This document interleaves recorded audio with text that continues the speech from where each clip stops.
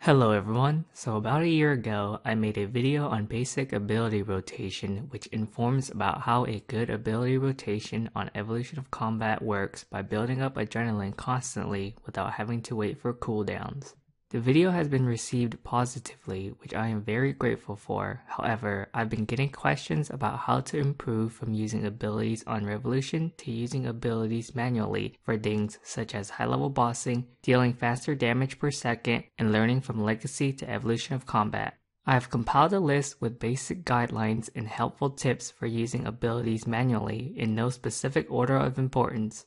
Starting off firstly is the switch from using Revolution to manual, so abilities are not relying on triggering automatically but instead based on keybind inputs. Along with this, set keybind shortcuts on the keyboard that are easy to use during combat without having unnecessary placements. An example of this can be setting Q, W, E, and R keys for basic abilities and A, S, D, and F for thresholds.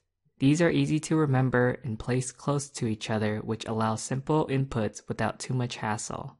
Of course, setting different keybinds is up to personal preference, so pick keybinds that are based on your style of gameplay. Secondly, familiarize with what all abilities do by looking at their description on the ability list, their damage, and possible combinations.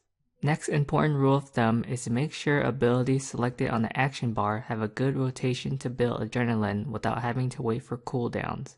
I will leave a link in the description below if unsure about ability rotations. If wanting good damage per second on an action bar, then I suggest checking out the Runescape unofficial wiki site, which lists great examples of different basic ability rotations for each combat style, and also has a calculator to mix abilities around to find the best possible average ability damage per tick. I will also leave a link in the description below on the ability action bars and the calculator. One very useful tip is to turn on ability Q, which allows an ability to trigger automatically when ready for use, thus enabling abilities to be used much more quickly than using Revolution. How ability Q works, for instance, is if selecting threshold abilities to Q while the required adrenaline is not met, then the threshold ability will have a circle rotation indicating that once the requirements are met, the ability will trigger as soon as possible. Another helpful tip in the list can be to optionally add inventory items onto the action bar, such as food, potions, or prayer icons, as this requires less clicking in combat.